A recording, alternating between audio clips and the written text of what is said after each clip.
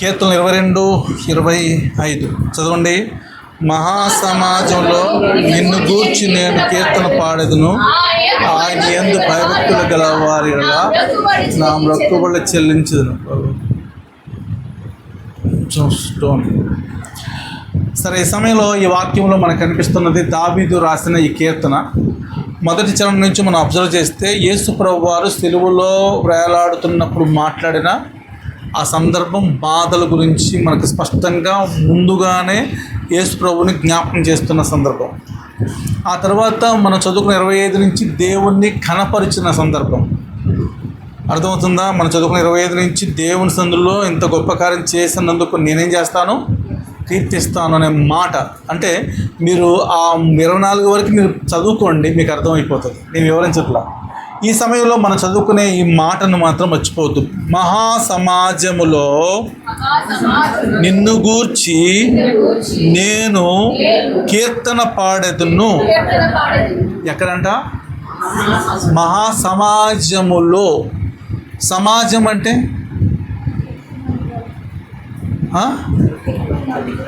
సమాజము అనే మాటలో ఎవరు చెప్తున్నారా?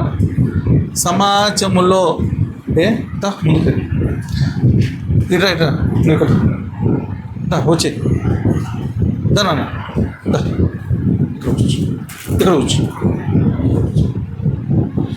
ఇక్కడ కూర్చోబెట్ట, లైవ్ వెళ్తాను, ఇక్కడ చెప్పు.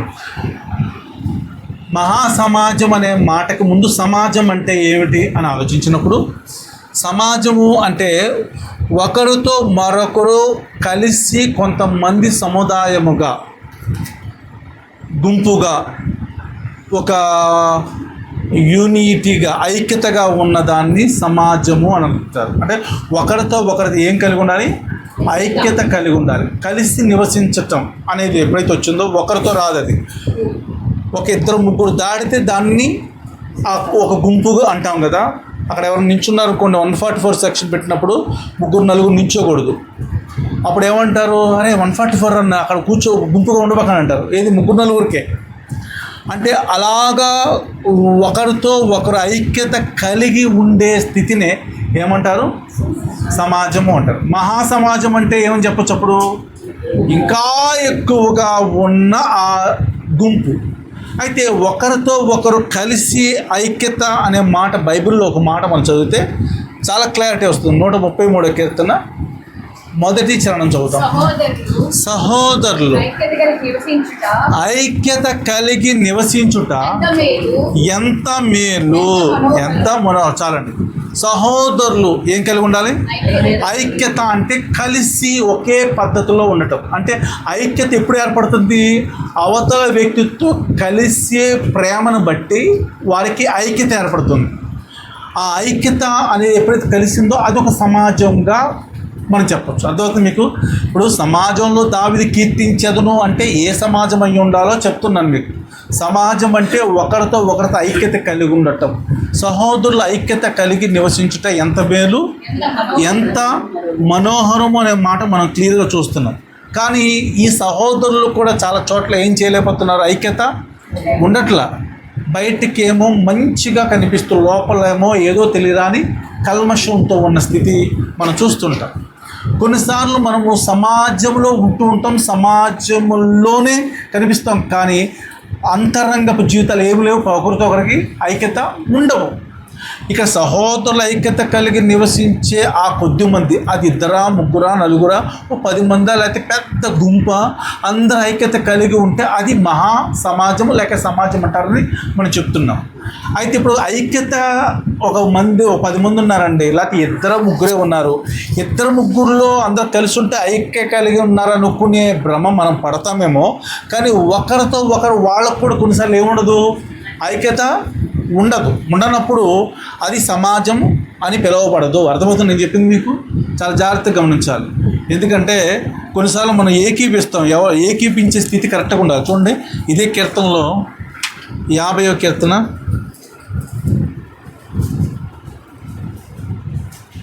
50వ కీర్తన 18వ చరణం అనుకోండి. చూడండి, నీవు దొంగను చూచినప్పుడు వానితో ఏకీభవించదవు. చాలండి. వ్యభిచారులతో సాంగత్యం అంటే ఇప్పుడు చెప్పండి, మీరు ఒక వ్యక్తి దొంగగా ఉన్నాడు అనుకోండి, ఆ దొంగను చూస్తున్నప్పుడు ఏం చేస్తుంటారంట? ఏకీభవిస్తారన్నాడు. ఇప్పుడు దీన్ని బట్టి ఏమర్థమైంది? భౌతికంగా మనం ఇందాక ఆలోచించిన సహోదరుల ఐక్యత కలిగి ఉంటే వచ్చే సమాజం కాదు ఇది. సహోదరుల్లోనే ఒకళ్ళతో ఒకళ్ళు ఏదో తెలియని ఐక్యత వేరేది ఉంది. ఆ వేరే ఐక్యత ఏంటి? దొంగలతో కలిసి నువ్వు వాళ్ళకి ఏం చేస్తావు? ఏకీభవిస్తావు. ఆ సమాజం వేరు. మళ్ళీ ఏ సమాజం ఇది? దొంగలతో ఏకీభవించే సమాజం, లేక కింద వ్యభిచారులతో ఏకీభవించే సమాజం. అర్థమైంది మీకు? ఇప్పుడు దీన్ని బట్టి చూస్తే సమాజంలో ఏ సమాజం మనం కలిగి ఉండాలంటే సహోదరులు ఐక్యత కలిగి నివసించుట ఎంత మేలు, ఎంత మనోహరం అని. తర్వాత ఆహారం గడ్డం మీద కారు అనే మాట్లాడతారు. అంటే ఆ సహోదరత్వం కలిగిన ఐక్యత సమాజం వేరు.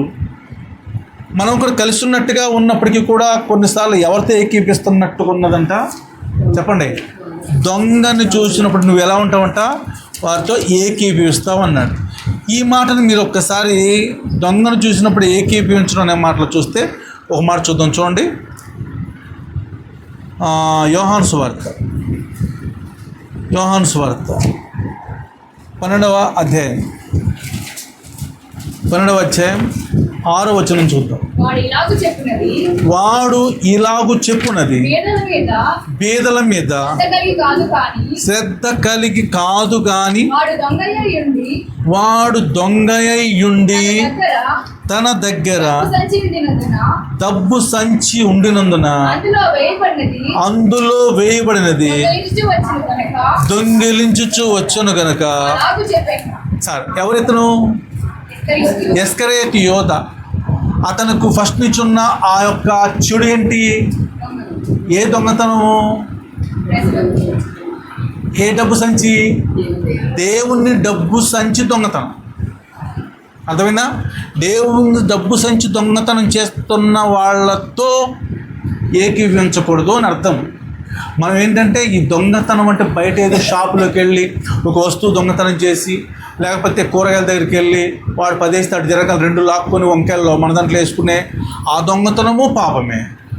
ఇక్కడ దేవుని సన్నిధిలో దొంగతనం, దేవునికి సన్నిధిలో ఉన్న డబ్బు సంచి దొంగతనం. ఇప్పుడు ఏకీపించారనుకోండి ఇలాంటి వాళ్ళతో. సపోజ్ ఎవరైనా దొంగతనం చేశారు, దేవుని సన్నిధిలో ఉన్నవి దేవునికి ఇవ్వకుండా, అలాంటి వాళ్ళతో ఎవరిని ఏకీభవిస్తే అది సమాజంలో కీర్తించడానికి అర్హత లేదు. ఒకవేళ నువ్వు కీర్తించినా దేవుని దగ్గరికి చేర్చబడదు అని అర్థం. చాలా క్లియర్గా చెప్తున్నాడు. ఇదే యోహాను సువార్త 15వ అధ్యాయము 17వ అధ్యాయం 4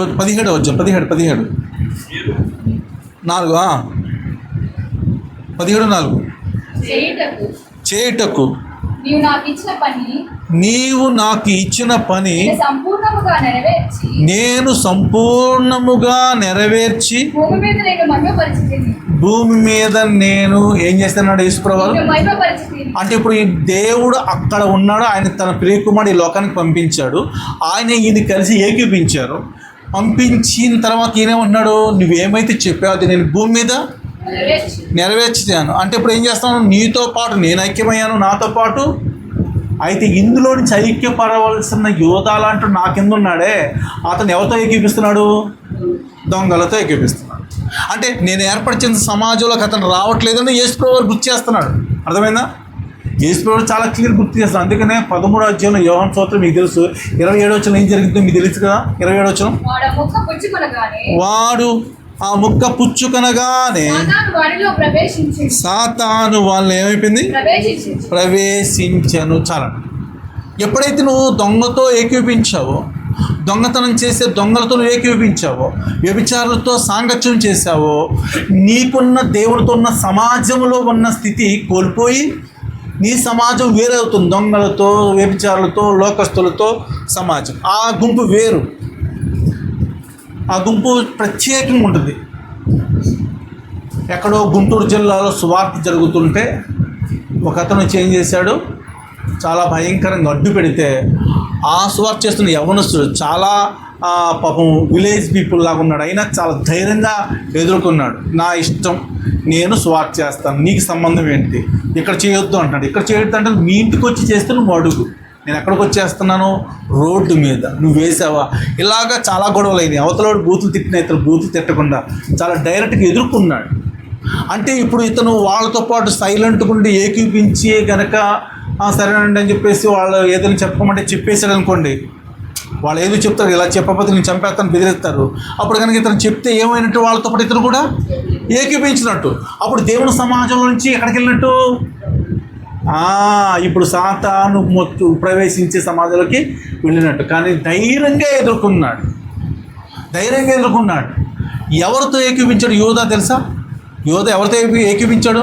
చూడండి, ఇదే యోహాను సువార్త 18వ అధ్యాయం చదవండి, 3వ వచనం. కావున యోధ సైనికులను, 2 ప్రధాన యాజకులను, బంట్రౌతులను వెంట పెట్టుకొని దివిటీలతోనూ దీపములతోనూ ఆయుధములతోనూ, అది అదైనా ఎవరితో ఏకీపిస్తున్నాడు బాగా గమనించిన. యోధా అనే అతను యేసు ప్రభుతో ఉన్న శిష్యుడే. యేసు ప్రభుతో ఉన్న శిష్యుడు సైతము కూడా సైనికులు ఫస్ట్, తర్వాత ప్రధాన యాజకులు, తర్వాత పరిసెలు, తర్వాత 4 ఉన్నారు ఇక్కడ.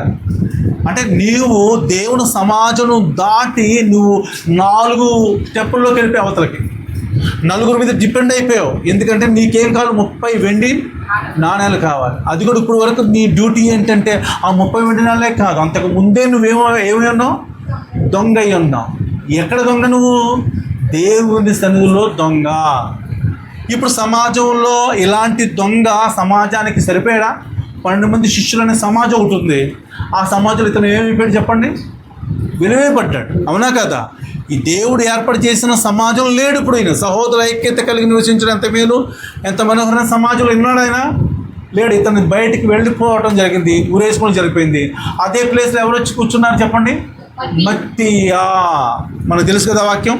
మత్తీయా వచ్చి కూర్చున్నట్టే. ఇప్పుడు మత్తీయా అని అతను ఎవరో మనకు తెలియదు ఇప్పటికీ, కానీ అతను వచ్చి ఈ సమాజంలోకి ఎంటర్ అయిపోయాడు. అంటే నీవు కూడా ఒకరితో ఒకరు ఏం కలిగి ఉండాలి? ఐక్యత కలిగి ఉండాలి. ఏ ఐక్యత? దేవుని బిడ్డలుగా ఉండే ఐక్యత దేనితో వేరుపాడి ఉంటుంది అంటే ప్రేమతో. లేకపోతే దేవుడి యొక్క ఐక్యత అనేది ఉత్తిని రాదనమాట. అర్థమవుతుందా? ఇక్కడ మీకు అర్థమవుతుంది. ఇప్పుడు ఇతను ఎవరితో ఏకీపించాడు? 4గురితో ఏకీపించాడు. 4గురితో ఏకీపించి పూర్తిగా నాశనం అయిపోయాడు. నువ్వు అదే 4గురితో ఇక్కడ ఏకీపించి నిలబడాలి. అపోస్తుల కార్యములు 2వ అధ్యాయము 42వ వచనం చూద్దాం. వీరు అపోస్తుల బోధ యందున 1, 2 సహవాసము, 3 రొట్టె విరుచుట, 4 ప్రార్థన చేయుట. ఈ 4 మీద సహవాసం రావు. నీవు ఈ 4 మీద ఐక్యతలో ఉండాలి. అపోస్తుల బోధలో ఉండాలి, సహవాసం క్రీస్తుతో తప్పకుండా ఉండాలి ప్రతినిత్యము. రొట్టె విరుచుట అనేది కంపల్సరిగా ఆదివారం ఉండాలి. 4వది ప్రార్థన. నేను ప్రతిరోజు కోపంతో అరుస్తూ చెప్తూనే ఉంటాను, కానీ ప్రార్థన మాత్రం చేసుకోవట్లేదు చాలామంది, నాకు తెలుసు కూడా. అది ఎంత చెప్పినా వినకుండా అలా వెళతామనుకో, నీ దృష్టిలో దేవుని సమాజానికి వ్యతిరేకమైన సమాజంలో ఉన్నట్టే కదా. అలాంటప్పుడు నీవు చేసే ఆరాధన, నువ్వు చేసిన కీర్తన, నువ్వు చేసే ఆ పెదవులతో మాటలు ఎవరి దగ్గరికి వెళ్ళావు? అర్థమైందా? ఇప్పుడు ఏ సమాజంలో ఉన్నాయి? 2 చెప్పాను. ఒకటండి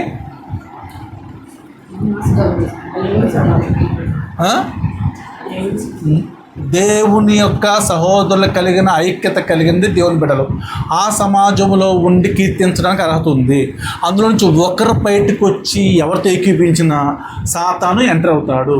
ఆ ఒక్కడే ఎవరు వచ్చాడు ఇప్పుడు బయటికి? యోధా వచ్చాడు, దొంగతో ఏకీపించాడు, దొంగతనం చేశాడు. తనతో పాటు ఏకీపించగలగటానికి అవకాశం కలిగిన వాళ్ళు ఇంకెంతోమంది కనబడుతున్నారు. 4గురిని ఏకీపించి అతను పూర్తిగా ఊరేసుకునే స్థితిలోకి వెళ్ళిపోయాడు. అదే 4 మనకెవరు ఈరోజు అంటే చెప్పండి?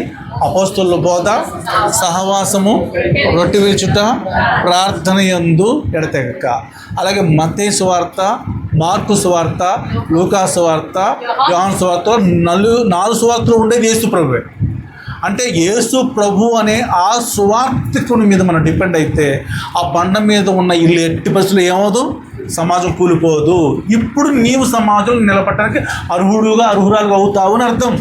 సమాజం అంటే ఆషమాషి కాదు, చిన్నది కాదు. అది సమాజం అనే మాటల్లో సహోదరుల ఐక్యత కలిగి ఉండటం, ఆ సహోదరులు కూడా దేవునితో సంబంధం కలిగిన సహోదరత్వం. అంతేకాని నీ సొంతగా ఏకీభించే దొంగతనములో ఏ దొంగతనం చేస్తున్నావో నీకు తెలియాలి. ఇంకా దొంగతనం చేయట్లేదని భ్రమపడుతున్నావా? అయితే ఇప్పుడైనా ఆ దొంగతనం మానుకుంటానని చెప్పి వస్తే యోధా స్థితి పోగొడుకు మతీ స్థితి నీకు ఇస్తున్నట్టే. అప్పుడు నువ్వు మహాసమాజంలో ఉండి దేవుని సొంత ఏం చేయగలుగుతావు? ఇప్పుడు కీర్తించగలుగుతావు. అది అర్థం. ఎఫెసీయులకు రాసిన పత్రిక 4వ అధ్యాయం 16వ వచనం.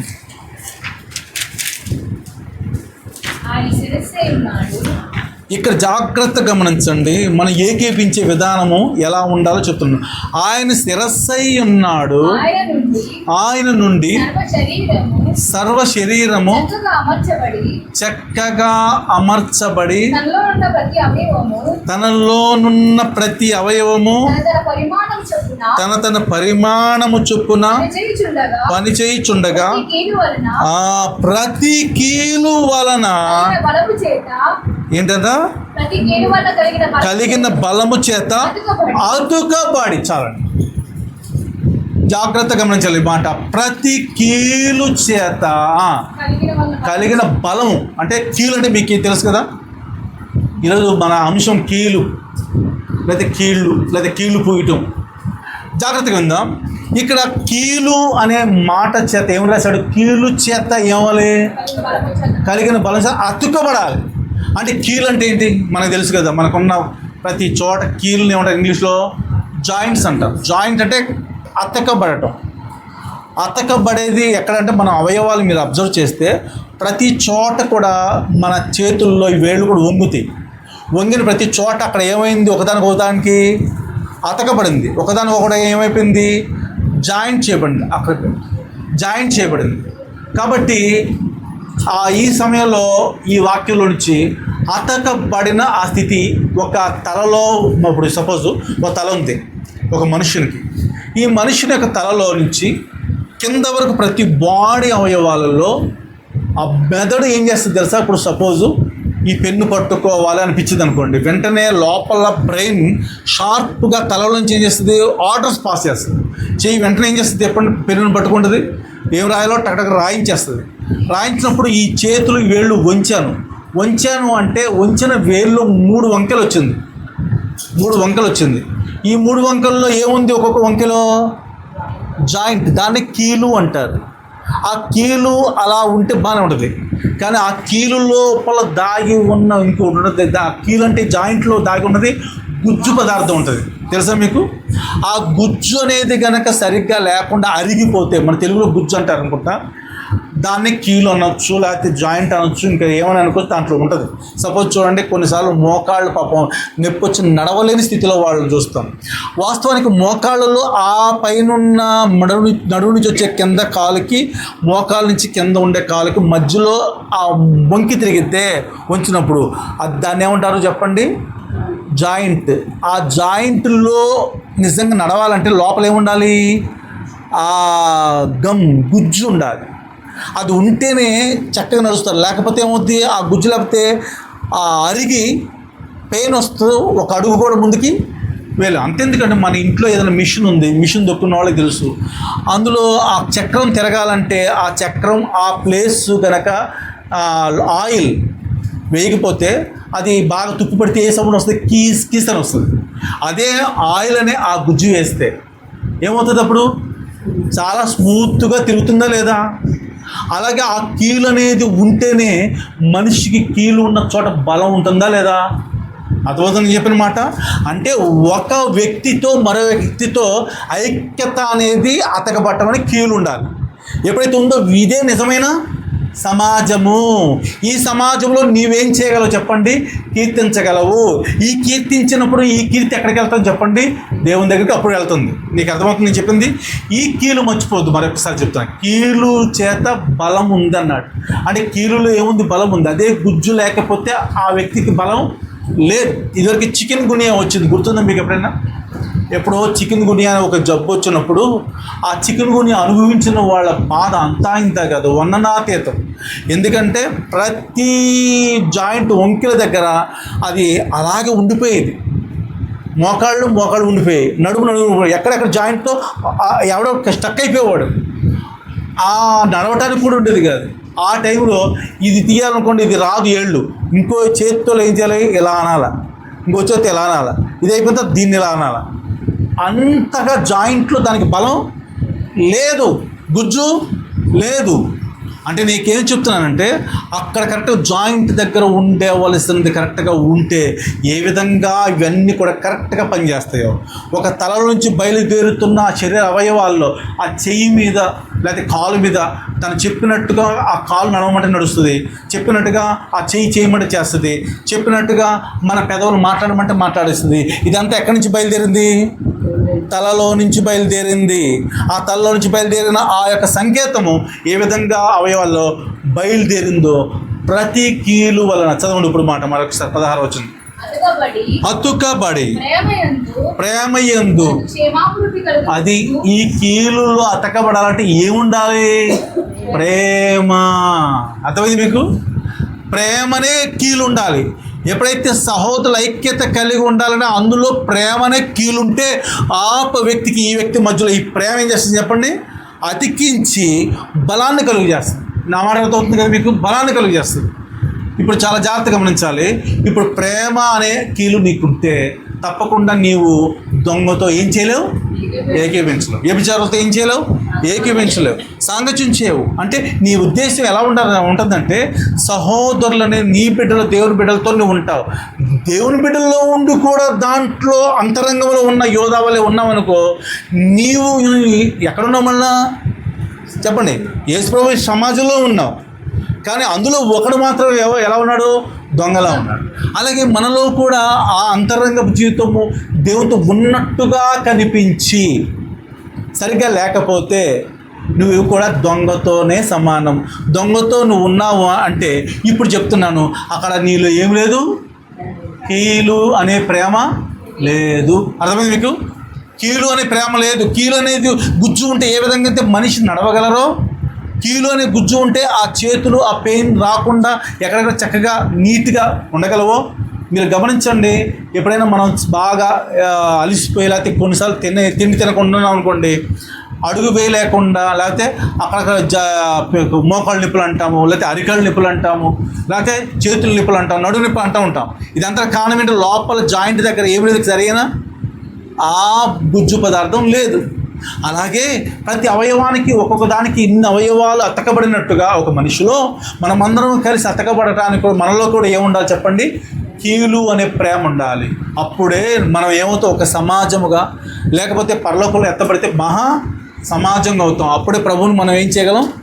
కీర్తించగలిగితే ఆ కీర్తి ఎవరి దగ్గరికి వెళ్తుంది? దేవుని దగ్గరికి తప్పకుండా వెళుతుంది అని అర్థమవుతుంది. చూడండి మరొకసారి మనం నిర్గమకాండలోకి వద్దాం. నిర్గమకాండము 2వ అధ్యాయము 3వ వచనం చదవండి. తరువాత ఆమె వాని దాచలేక వాని కొరకు ఒక జమ్ము పెట్టె తీసుకొని దానికి జగటమును కీలును పూసి. చాలండి. ఎవరి గురించి మాట్లాడే ముందు ఈ 1వ అధ్యాయం అంతా ఒకసారి తర్వాత చదువుకోండి. అందులో మోషే అనే అతను పుట్టక ముందు వాళ్ళ తల్లి తండ్రికి ఒక టాపిక్ వినపడుతుంది. ఆ ఫరో అనే అతను ఉంటాడు కదా, హెడ్. అతనికి ఎవరైనా ఐగుప్తులో వాళ్ళందరూ కఠినమైన సేవ చేయిస్తూ ఉంటే ఆ కఠినమైన సేవ చేయిస్తున్నప్పుడు వీళ్ళు విచ్చలవిడిగా పెరిగిపోకూడదని చెప్పి ఏం చేశాడు? ఎవరైనా మగపిల్ల పుడితే వాళ్ళు ఏం చేయాలి? ఆ మంత్రసాలను పిలిపించి చంపేయమని చెప్తారు. ఐగుప్తులో ఉన్న మంత్రసాలను చంపేయమన్నారు. అప్పుడు వాళ్ళు ఏమంటారంటే ఐగుప్తు స్త్రీల కన్నా హెబ్రీ స్త్రీలు చాలా చురుకైన వారు, వాళ్ళు కారుపేటల మీదకి వెళ్ళి మేము ఆ మంత్రసాలుగా మన పని చేసే లోపే వాళ్ళు డెలివరీ అయిపోతారు అన్నట్టు చెప్పేశారు. అంత చురుకైన అంటే వీళ్ళకేంటి? దేవుడికి భయపడ్డారు. వీళ్ళు దేవుడికి భయపడ్డారు. అంటే బాగా గమనించండి, ఇలాంటి బిడ్డ 3 నెలలు దాచేసింది వాళ్ళమ్మ పాపం ఏదో ఒక విధంగా. 3 నెలలు దాచిన తర్వాత ఇంకా దాచలేక ఒక జమ్ము పెట్టి జమ్ము అంటే మీకు తెలుసు కదా, దమ్ములో నీళ్ళు ఈజీగా వెళ్ళిపోతాయి. నీళ్ళు ఈజీగా వెళ్ళిపోతే అక్కడ ఆ పిల్లవాడు ఏమైపోతాడు, చనిపోతాడు. అందుకని మన్ను 2 కీలు పూయడం జరిగింది. మర్చిపోదు మాట.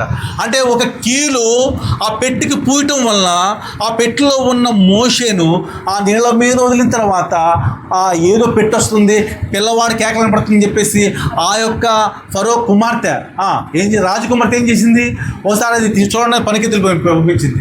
చెలికెత్తులు పంపించిన తర్వాత తీసుకుని రావటం చూసిన వెంటనే ఎవరున్నారు, అంటే వాస్తవానికి ఇంత నీళ్ళలో పారినప్పటికీ కూడా ఆ బిడ్డకి ఏం కాలేదు, చెప్పండి ఏం కాలేదు, ప్రమాదం జరగలేదు. కారణం ఏంటి, కీలు. మర్చిపోతే మాట మీరు, కీలు చేత అతికించబడే సహోదరుల ఐక్యత కలిగిన సమాజం ఎలాగో ఇక్కడ కీలు పూసినందువల్ల జమ్ము పెట్టెలో ఉన్న ఈ పిల్లవాడు ఎవరికి కుమారుడు అయిపోయాడు చెప్పండి, రాజకుమార్తెకు కుమారుడు అయిపోయాడు. అర్థమవుతుందా, ఆవిడికి కుమారుడు అయిపోయాడు. అప్పుడు వెంటనే పిలిపించి ఎవరిని, మోషే అమ్మని పిలిపించి, ఇదిగో నువ్వు ఇక్కడ పని చేస్తున్నావు కాబట్టి నా కోసం ఈ బిడ్డను ఏం చేయాలి, నువ్వు పెంచబడి. చూడండి ఎంత అద్భుతం. అంటే నువ్వు ఎప్పుడైతే కీలు పూసావో, ఎప్పుడైతే ప్రేమని కీలు నీలో ఉందో, నీవేమవుతావు తెలుసా, రాజరికము కలిగిన వాళ్ళతో సహవాసం పెంచుకుంటావు. ఎప్పుడైతే దేవుని యొక్క సహోదరత్వం కలిగిన ఐక్యత కలిగిన కీలు నీకుందో, ఆ ఐక్యత కలిగిన కీలు బలం పెరుగుతుంది. ఆ బలం దేంతో పెరుగుతుంది, ప్రేమ చేత అని చదువుకున్నాను ఇందాక. కీలు అంటే ఏంటి, ప్రేమ చేత. అదే ప్రేమ ఎవరు చూపిస్తున్నారు చెప్పండి, ఇప్పుడు ఆ రాజకుమార్తె ఆ బిడ్డ పక్షంగా ప్రేమ చూపించి నువ్వు వెళ్ళి ఆ యొక్క తల్లితో ఇదిగో చక్కగా ఆ బిడ్డను పెంచమని చెప్పడం జరిగింది. ఇప్పుడు ఆ తర్వాత మీకు తెలిసిన విషయమే, ఆ తర్వాత ఒక్కడే ఏం చేయగలిగాడు అంటే, ఎంతమంది అయ్యారు అంటే, ఒక్కసారి అదే నిర్గమకాండము 12వ అధ్యాయము 3వ వచనం చదువుతాం. 12వ అధ్యాయం 3వ వచనం చదువుతాం. మీరు ఇశ్రాయేలీల సర్వ సమాజముతో, చాలండి. ఏ సమాజం అంట, ఎవరు వాళ్ళు, ఒకప్పుడు ఎవరు, ఒక్క ఐగుప్తులో ఉన్న ఒక్కడే ఎవరు, మోషే. అతను ఎవరు, హెబ్రీయుడు. ఆ ఒక్కడే కాస్త ఆ కీలు పూస్తే ఆ ఒక్కడు ఎవరితో ఏకీవించబడ్డాడు, రాజకుమార్తె తల్లిగా చేర్చబట్టం, ఆ తర్వాత ఒరిజినల్ తల్లిగా చేర్చబట్టం, ఆ తర్వాత అతను పెంచబట్టం. ఐగుప్తులో ఉన్న వాళ్ళు ఇశ్రాయేల్ అందరినీ కూడా తీసుకొని ఎక్కడ తీసుకురాబడ్డాడు చెప్పండి, ఇదిగో మొత్తానికి కనాను ప్రాంతానికి ప్రయాణం చేయడానికి నాయకుడు కూడా అయిపోయాడు. వాళ్ళే ఆ గుంపే ఎవరు, సర్వ సమాజము. అర్థమైందా మీకు, సర్వ సమాజము ఎప్పుడైంది, కీలు పూసినప్పుడు. ఏ కీలు పూస్తే, మన్ను కీలు అనేది ఏ కీలు, ప్రేమ. ప్రేమతో ఒకళ్ళొకళ్ళు జయించగలవు, ప్రేమతో ఈజీగా జయించగలవు. మనం ఒకసారి చూడగలిగితే ఒక మాట, ఇదే విధానాన్ని కలిగి ఉన్న మరొక మాటను మీకు జ్ఞాపకం చేస్తాను. చూడండి, ఆదికాండంలోకి వచ్చేయండి, 6వ అధ్యాయం. మీకు తెలుసు అది 14 వచ్చి చదవండి. ఇప్పుడు 6వ అధ్యాయం 14 వచ్చి, చితిసారకపు మ్రానుతో మీ కొరకు వాడను చేసుకున్నాము, అరలు పెట్టి ఆ ఓడను చేసి లోపటను వెలుపటను ఏం పోయాలి అంటే, ఇప్పుడు ఓడ తయారు చేసింది 3 అంతస్తులు మీకు తెలిసింది వివరించను కానీ, ఆ చదివించను కానీ, కీలు పూసింది ఎందుకు అంటే, లోపటికి ఏం రాకూడదు, నీళ్ళు రాకూడదు. నీళ్ళు రాకుండా ఏం అతికించాల్సి వచ్చింది, కీలు. ఓడకి కీలు పూస్తే ఎంతమంది ప్రయాణం చేశారో లోపల మీకు తెలుసు. నోవహు భార్య, అతని 3 కుమారులు 3 కోడలు, మొత్తం 8 మంది. వీళ్ళే కాకుండా ప్రపంచంలో ప్రతి జాతి జత పక్షులు, ప్రపంచంలో ప్రతి జాతి జంతువులు, ప్రపంచంలో ప్రతి జాతి ఒకవేళ పశువులు, పురుగులు, లేకపోతే అన్ని పక్షులు, అన్నిటినీ కూడా 2 లోపలికి వచ్చింది. ఒక్కటి కూడా ఏం కాలేదు. చూడండి 7వ అధ్యాయము 12వ వచనం, 7వ అధ్యాయం 12వ వచనం. 40 పగళ్లను 40 రాత్రులను ప్రచండ వర్షము భూమి మీద కురిసెను. ఆ దినమందే నోవహు కుమారులను షేమును, హామును, యాపెతును భార్యయు వారితో కూడా ఓడ కోణలు వాళ్ళలో ఏం చేశారు. ఎప్పుడు వర్షం స్టార్ట్ అవుతుందనగా మొత్తం రెడీ చేసిన తర్వాత, కీలు పూసిన తర్వాత కీలు పోయాలి. ఆ కీలు అంటే ఇందాక మనం చదువుకున్న దాంట్లో 4:16 ఎఫెసీయులు ఇందాక చదివినట్టుగా కీలు చేత బలం ఉంది. ఆ బలమే అనే ఆ కీలు ఏంటంటే ప్రేమ చేత క్షేమాభివృద్ధి వస్తుంది. నీలో ప్రేమ ఉంటే నువ్వు అతకబడతావు. ఇక్కడ అతకబడింది ఎంతమంది చెప్పండి? 8 మంది మాత్రం. మిగతా వాళ్ళందరూ కూడా ఈ వాడు మాకు వద్దు. వాళ్ళ ఎవరితో ఏకీపించారు? లోకముతో ఏకీపించారు, లేక అపవిత్రతతో పాపంతో ఏకీపించారు. ఎలా చెప్పొచ్చు? మీకు తెలుసు, రెండవ రాకడకు ముందు వచ్చే సూచనలో నోవహు జలప్రళయానికి ముందు ఏం చేస్తున్నారు? వాళ్ళు తినుచు త్రాగుచు పెళ్లికిచ్చుచు పెళ్లి చేసుకుంటున్నారే, ఆ పాపం అనే లోకస్తులతో ఏకీపించారు వాళ్ళు. నువ్వు అలా ఏకీపిస్తున్నావా? ఎంతసేపటికి ఎన్ని జరిగినా కూడా నీ భవిష్యత్తు గురించి ఆలోచిస్తూ ఎంతసేపటికి ఆ సంపాదించుకోవాలి, ఇచ్చేయాలి, అచ్చేయాలి అనే ఆలోచనతోనే నువ్వు ఉన్నావా? ఆ ఏకీపించే ఏకత్వం ఏమవుతుంది తెలుసా? నిన్ను దేవుడు ఏర్పరిచిన సమాజం అనే పేరులోకి నువ్వు లేనప్పుడు నువ్వు చేసే ఆరాధన లేక నువ్వు చెల్లించే స్తుతి దేవునికి చేర్చబడు. చాలా క్లియర్గా చెప్తున్నాడు దేవుడు వాక్యం, మీకు అర్థం అవ్వాలి. మనం చదువుకున్న 7:12 అలా ఉంది, 13లో. తర్వాత 18 నుంచి చూద్దాం. 7:18 నుంచి. జలములు భూమి మీద ప్రబలి మిక్కిలి విస్తరించినప్పుడు వాడ ఎక్కడ నడిచిందంట? ఎన్ని నీళ్ళు వస్తే నడుస్తుంది చెప్పండి? ఆ వాడ అంటే ఇంచుమించుగా ఈ మధ్య షిప్పులు మనము అప్పుడప్పుడు వీటిలో చూస్తుంటాం. ఆ షిప్ ఎంత పొడవు ఉంటుందో, ఎన్ని పైన అవసరమైతే ఏంటి రాకెట్స్ లేకపోతే హెలికాప్టర్ ఎన్ని దిగుతాయి, అంత పెద్ద పెద్ద షిప్పులు అవి. ఇంకా చాలా ఉంటాయి, టైటానిక్ అని మనం ఎప్పుడే విన్నాం కదా, అలాగా పెద్ద షిప్పులు అనుకుందాం. అలాంటివన్నీ కూడా నీళ్ళ మీద నీళ్ళు ఎన్ని ఉండాలి చెప్పండి? దీన్ని మోసే అంత ఉండాలి. అయినప్పటికీ కూడా ఇది నీళ్ళ మీద నడిచింది అంటే నీళ్లు ఒక చుక్క వెళ్ళినా అదేమైపోతుంది? ఆటోమేటిక్గా నీళ్లు చేరితే అది మునిగిపోయి చచ్చిపోతారు, అవునా కదా? అంటే ఏం పూస్తే చనిపోలేదు వాళ్ళు? కీలు పూస్తే. అంటే వాళ్ళకి బ్రతికించడానికి ఉపయోగపడే కీలు అతికించబడినది. ఈరోజు నీకు నాకు ప్రభు చెప్తున్న పాఠం ఏంటంటే, నీలో కీలు పూయబడి ఉందా సమాజంలో చేరబడటానికి? ఏ కీలు? సహోదరులు ఐక్యత అనే కీలు. అది ప్రేమ చేత ఉందా? ఉంటే తప్పకుండా నీవు సహోదరులు కలిగిన అందరు కలిపి ఒక సమాజమే. ఈ సమాజంలో నువ్వు చెల్లించే నిజమైన కీర్తన దేవుని సన్నిధికి చేర్చబడదు. ఒకవేళ నువ్వు చెల్లించే కీర్తన దేవుని వాక్య ప్రకారంగా లేదనుకో, నువ్వు ఎవరితో ఏకీపించినట్టు? యోధా లాంటి దొంగతో ఏకీపించినట్టు. యోధా ఎవరితో ఏకీపించాడు? సైనికులతో, బంట్రవులతో, ప్రధాన యాజకులతో, పరిశీలతో ఏకీపించాడు. మనం ఎవరితో ఏకీపించాలి? అపొస్తలుల బోధతో, సహవాసంతో, రొట్టె విరిచెట్టుతో, ప్రార్థనతో ఏకీపించాలి. ఎవరితో ఏకీపించాలి? మత్తయి, మార్కు, లూకా, యోహాను సువార్తలు కూడా యేసు మీదే డిపెండ్ అవ్వాలి. అప్పుడే మనము కూడా ఎక్కడ నడుస్తాం? ఎక్కడ? నీళ్ళ మీద నడుస్తాం. నీళ్ళంటే వాక్యం మీద నడుస్తాం. వాక్యమే దేవుడి మీద ఆడుకుంటామని అర్థం. ఇప్పుడు నువ్వు సమాజమా అంటే సమాజమే. ఇప్పుడు నువ్వు ఏ సమాజం అంటే మహాసమాజమే. నీ ఇంట్లో ఉన్న కుటుంబం 4 ఉండొచ్చు, లేకపోతే 5 ఉండొచ్చు. అందరు కలిసి అదే కరెక్ట్గా నువ్వు ఏ మాత్రం దొంగతో ఏకీపించకుండా కరెక్ట్గా ఉన్నావు అనుకో, నీ సమాజంలో వెళ్ళే ప్రతి స్తుతి ఎక్కడికి వెళ్తుంది? దేవుని దగ్గరికి చేర్చబడుతుంది. అర్థమవుతుందా? స్టార్ట్ చేసేప్పుడే తప్పు. కాబట్టి నేను చెప్పే మాట మీరు మర్చిపోవద్దు. దైవికమైన ఆలోచనతో వెళితే కానీ మీకు అర్థం కాదు. తర్వాత చూడండి 20 వచనం చదవండి. ఎంత? ఓకే. గనుక ఏంటంట? పర్వతములు.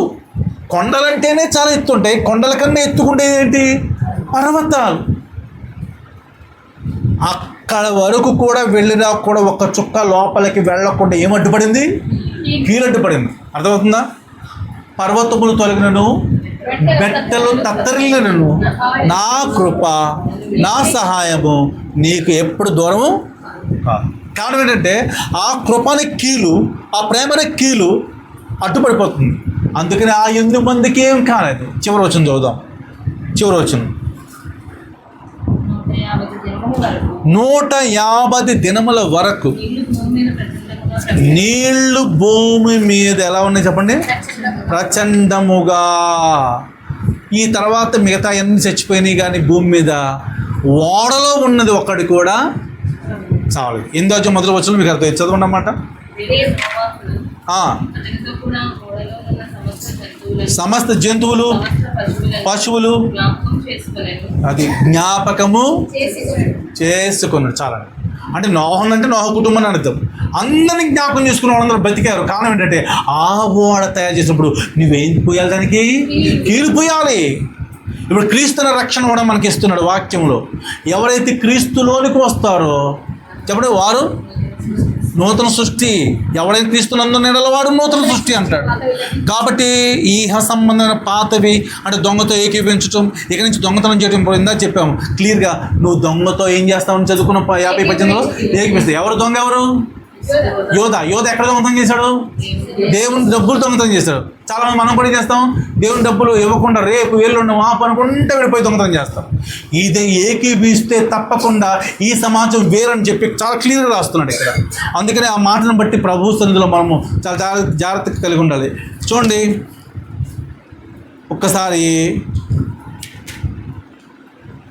ఎఫెసీ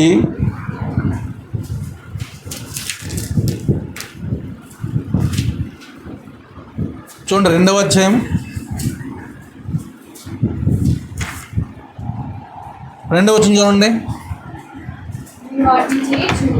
మీరు వాటిని చేయొచ్చు, వాయుమండల సంబంధమైన అధిపతిని అనగా అవిధేయులైన వారిని ఇప్పుడు ప్రేరేపించు అనుసరించి ఈ ప్రపంచ ధర్మము చెప్పున మునుపు నడుచుకున్నారు. సరే, ఇప్పటి నుంచి మునుపు వలె ఏకీపించారు. సరే, ఇప్పుడు ఏం చేయొద్దంటున్నాడు?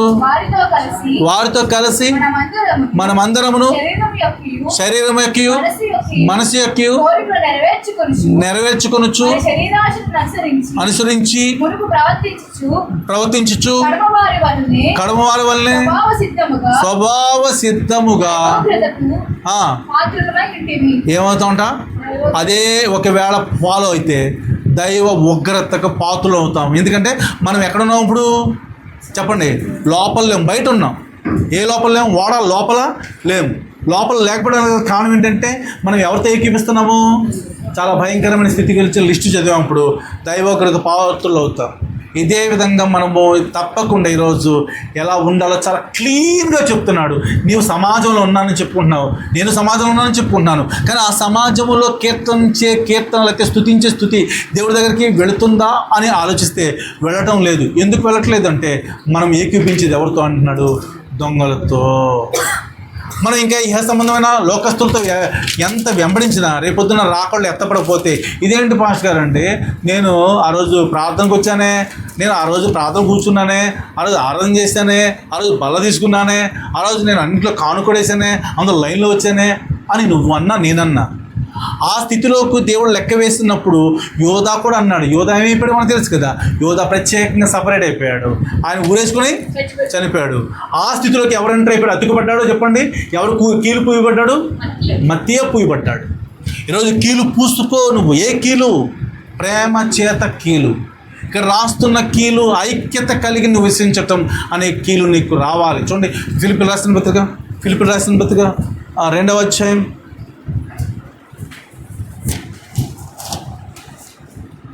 2:2 చదవండి. నేను ఎంతగా పోరాడుచున్నాను. పౌలు చూడండి ఎంత అద్భుతమైన మాట చెప్తున్నాడు. ఎంతగా పోరాడుచున్నాను, తెలుసుకొని కోరుచున్నాను. దేని ఎందంట? క్లియర్గా ఉందా మనకి ఇప్పుడు వరకు? ఈ ప్రేమ చేత అతకబడితే ఏమవుతా?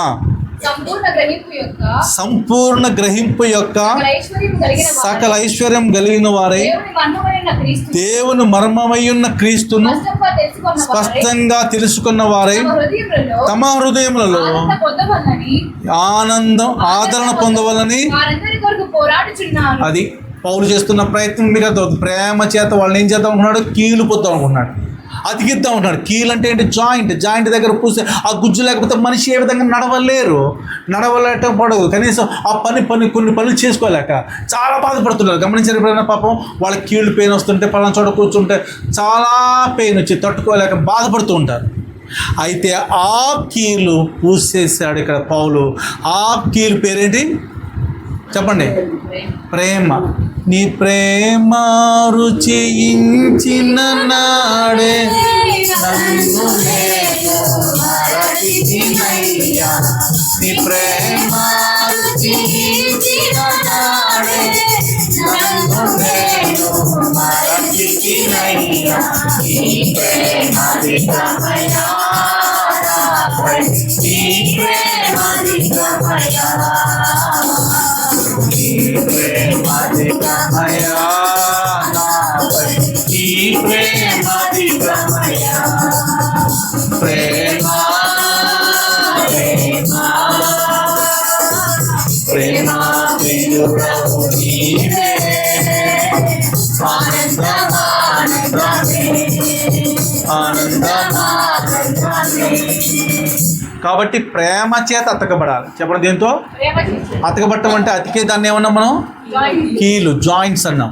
ఆ కీలు అనే ప్లేస్ని ప్రేమ ఉంటే సహోదరులు ఇంకో సహోదరుతో ఏమవుతాడు? ఐక్యత కలిగి నివసించడం ఎంత మేలు, ఎంత మనోహరం. అంటే ఆ కీలు పూసావు నువ్వు ఈరోజు. కీలు పూస్తే ఎవరి మీద చెప్పమంటావా? నీవేమో నీ భార్య మీద పోస్తావు, మీ ఇద్దరు ఎత్తుక్కుంటారు. నీవేమో మీ పిల్లల మీద పోస్తావు, మీ పిల్లల మీద ఎత్తుక్కుంటారు. పక్క పిల్లల మీద పక్కన వాళ్ళతో మాత్రం మనం ఎట్టి పరిస్థితుల్లో కొంచెం కూడా ఏముండదు, కీలు పోయటం ఉండదు. అంటే ప్రేమ ఉండదు. అందుకనే ఆ కీలు లేదు కాబట్టి యోధ అనే వ్యక్తి ఈ 12 మంది కలిగి ఉన్న సహోదరుల ఐక్యత కలిగిన సమాజంలో లేకుండా ఏమైపోయాడు? ప్రత్యేకంగా వెళ్ళిపోయాడు. దొంగతో ఏకీపించాడు తప్ప క్రీస్తుతో ఏకీపించాల. అయితే అతను కూడా కీలు ఏం చేశాడు? తీసివేసుకున్నాడు. కీలు కనుక ఒకవేళ ప్రాబ్లం వస్తే మోకాళ్ళు నొప్పి వచ్చి ఎలాగంటే నడవలేమో. ఈ 12 అనే ఒక సంపూర్ణమైన సంఖ్య నిజంగా లేకపోతే 11 అయిపోయింది. యోధ వెళ్ళిపోయిన తర్వాత ఎంతమంది ఉన్నారు? 11 ఉన్నారు. కానీ అపోస్తుల కార్యాలు మనం చూసినప్పుడు ఆ ప్లేస్లో మత్తీయ అని అతను చేర్చేశారు. ఎప్పుడైతే మత్తీయ అని అతకబడ్డాడో అతనికి కీలు పూశారో ఇతను ఎంటర్ అయిన తర్వాత ఏమైపోయింది చెప్పండి? ఇప్పుడు 12 అనే సంపూర్ణమైన సమాజం అయింది. ఈరోజు మన వాక్యం కూడా అది మహాసమాజంలో నేను నిన్నేం చేస్తాను? కీర్తన పాడదని అంటున్నాం. మహాసమాజం అనే మాట పక్కన పెడితే సమాజం అంటే అర్థం ఏంటంటే ఒకరితో ఒకరు ఏం కలిగి ఉండాలి? ఐక్యత కలిగి ఉండాలి. ఐక్యత కలిగి ఉంటే ఎంత మేలు, ఎంత మనోహరం. అయితే ఐక్యత కలిగి ఉంటున్నామా అంటే ఒకరితో ఒకరు ఐక్యత చెప్పండి. కొంతమంది ఉండట్లేదు కాబట్టి ఉండకుండా ఉన్న వాళ్ళు దొంగలాంటి ఆ యోధ ఎవరితో ఎక్కిపించారు? దొంగ సైనికులతో అని 4 పాయింట్లు చెప్పాం. ఈరోజు నువ్వు ఎవరితో ఎక్కిపిస్తున్నావో చూసుకో. చూడండి ఒక్కోసారి ఈ మాట తిమోతి రాసిన మొదటి పత్రిక, మొదటి పత్రిక 1వ అధ్యాయము 18వ వచనం 19వ వచనం చదవండి.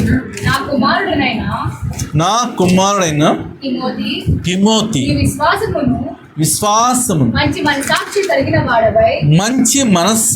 కలిగిన వాడవై నిన్ను గూర్చి ముందుగా చెప్పబడిన ప్రవచనము చొప్పున ఈ మంచి పోరాటము పోరాడవలని వాటిని బట్టి ఈ ఆజ్ఞ మీకు అప్పగించుచున్నాను. అట్టి మనస్సాక్షిని కొందరు త్రోసివేసి జాగ్రత్తగా గమనించాలి. విశ్వాస విషయమై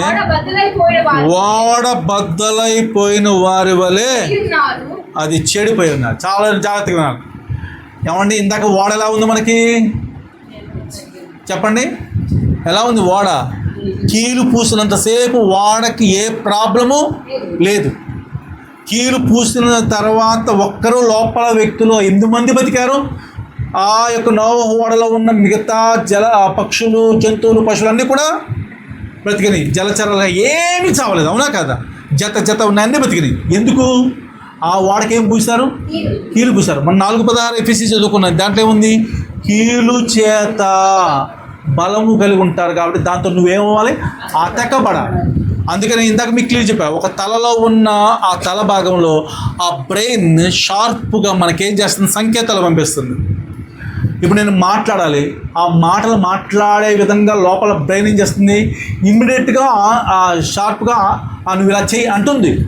అనగానే దాని మాట ఎవరు అంటున్నారు? ఇప్పుడు నోరు వింటున్నారు. అంటే దానికి దీనికి ఏముంది? కనెక్షన్ ఉంది. అర్థమవుతుందా? అలాగే మన ఇప్పుడు చెయ్యి నేను చాపి ఇలా ఉన్నాను అనుకోండి, దానికి జాయింట్ మధ్యలో లేదనుకోండి, ఈ చెయ్యి ఇలాగే ఉంటుంది. ఇంకా ఎవరు చూస్తే ఏమనుకుంటారు? పెరాలసిస్ అనుకుంటారు. ఎందుకంటే ఈ చెయ్యి ఇలాగ ఉంటుంది కదా, కదలదు. అంటే జాయింట్ దగ్గర ముడవగలుగుతున్నాను అంటే లోపల ఏమని చెప్పండి, కీలు అనే గుజ్జు ఆ జాయింట్లో ఉంది, మర్చిపోతుంది మాట. అలాగే ఈ యొక్క ఓడకు కూడా లోపల నీళ్లు వస్తే ప్రమాదం జరగకుండా ఏం పూయాల్సి వచ్చింది, కీలు. జమ్మిపెట్టులో మోషే అనే పిల్లవాడిని కూడా పెట్టినప్పుడు ఏం పూయాల్సి వచ్చింది, కీలు. అందుకని అతను బతికాడు. అతను బ్రతికి ఆ యొక్క ఇశ్రాయేలు అందరూ నడిపించాడు.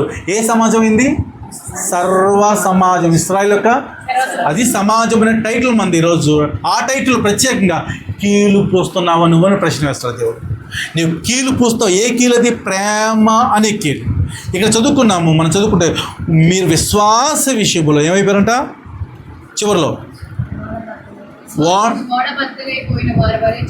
అది విశ్వాస విషయం కోల్పోయావు, అదొక కీలు. విశ్వాసం కోల్పోతే చాలు, నువ్వు ఆటోమేటిక్గా ఓడ బద్దలైపోతావు. ఓడలోనికి ఏమొస్తాయి, ఇప్పుడు నీళ్ళు వస్తే ఏమవుతాయి, ప్రమాదమే. చూడు యోనా గ్రంథం మొదటి అధ్యాయం 4వ వచనం చూడండి ఒకసారి. అయితే యెహోవా సముద్రము మీద పెద్ద గాలి పుట్టింపగా సముద్రమందు గొప్ప తుఫాను రేగి ఏ గతి వచ్చిందంట. ఓడ బద్దలైపోయిన తర్వాత అందరు ఆనందంగా ఉంటారా, బాధతో ఉంటారా? టెన్షన్ పడిపోతాం, అనుమానమే లేదు కదా. అసలు ఓడలోనికి ఆటోమేటిక్గా ఆ టైటానిక్ షిప్ గురించి విన్నప్పుడు మనకు తెలుసు. ఆ కట్టిన వాడు అనుకున్నాడు ఏమని, ఎట్టి పరిస్థితుల్లో కూడా ఓడ చెప్పండి ఎప్పటికీ ఏమి కాదు, అలా తయారు చేస్తాను అన్నాడు. ఫస్ట్ టైంలోనే ఫస్ట్ ప్రయాణంలోనే ఏమైపోయింది, అది పగిలిపోవటం, ఆ మంచు కూడా గుద్దుకొని మొత్తం నీళ్ళు లోపలికి వచ్చేసింది. బద్దలైపోతే లోపల నీళ్ళు వస్తే ఓడ ఏమైపోద్ది, మునిగిపోద్ది. అందుకని లోపల నీళ్ళు రాకుండా ఏం పూయాలి, కీలు పూయాలి. అర్థమవుతుందా? ఏ కీలు పూయాలి, విశ్వాసం అనే కీలు పూసి.